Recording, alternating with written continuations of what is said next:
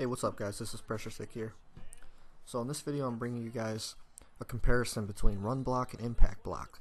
So for the white Pittsburgh Steelers jersey team, it's going to be 99 impact block for all offensive linemen, tight end, and fullbacks, and 0 on run block. On the defense side, I just kept all the players the same. Kept it pretty much the same play. I believe it was just cover 3 on defense the whole time. So I just wanted to see the comparison, see where you guys should be spending your coins on players, if impact block is worth it. Now keep in mind everything else for the offensive linemen and the fullbacks and tight ends I left the same. The only change that I made for the offensive linemen was I made them all 70 speed. Some of them were faster than that and some of them were slower than that, but I just put them all to 70 speed. I left everything else the same and just changed their run block and impact block. So this is the impact blocking that you're seeing right now with 0 run block. Right there I probably could have took that almost to the house, but I just want to run more plays. So the impact blocking is holding up well, as Le'Veon gets hit stick there. So coming up now is going to be the dark jerseys, and this is all run block with no impact blocking.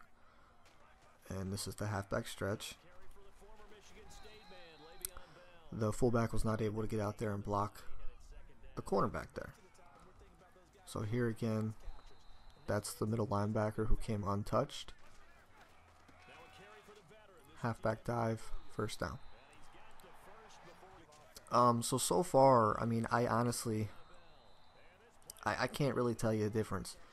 I'll let you guys be the judge, because playing, I couldn't tell the difference between the two. I even ran some more test and practice mode between the two, and the only difference that I was able to come across was on the power route run out of I form.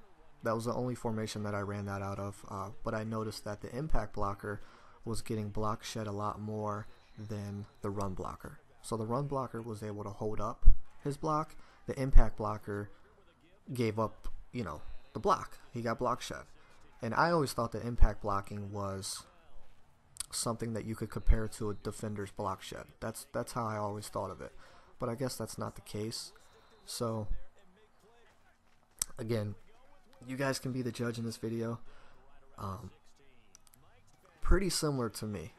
I mean, there's obviously a lot more ways you could run this test. You could change strengths of the strength trait of each, the strength stat of each offensive lineman. You could change a ton of different things. Maybe even some of their traits. I don't know if there's any offensive line traits, but I mean, there's really not much difference between the two, unfortunately. And I wanted to do this in a game because I know in practice mode some people think that it doesn't play the same as an actual game, which is true at times, but for the most part you're gonna get a good idea if something works or not in practice mode. So, but I wanted to do it in a game just to prove that there's really not much difference. Here's a 4th and 7, halfback inside, and this is the impact blockers, and maybe that's why the halfback inside didn't work as well, because the impact blockers tend to get block shed more. And I will say this, I'm pretty sure everybody knows the halfback stretch is the best run in the game this year. I even think that they've made a patch to try to make the halfback stretch less effective, but it's still really good. And between the two, it didn't seem like there was a difference, without a doubt, like no difference at all with the halfback stretch. It just worked.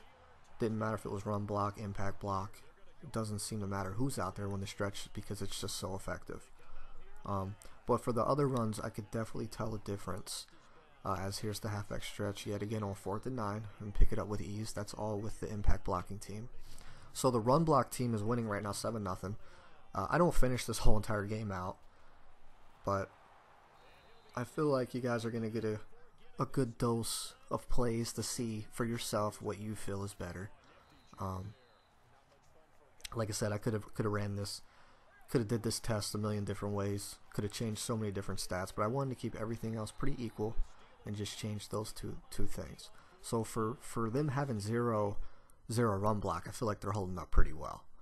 So, and likewise for the run blockers, for not having impact blocking, they're holding up pretty well.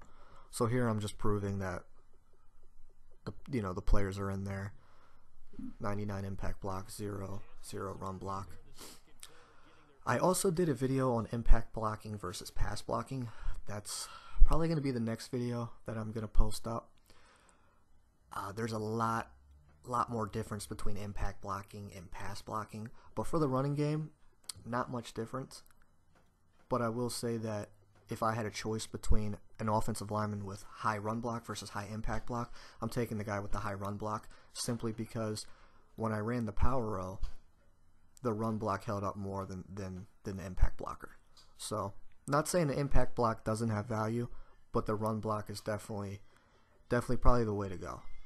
So, until next time, see you guys.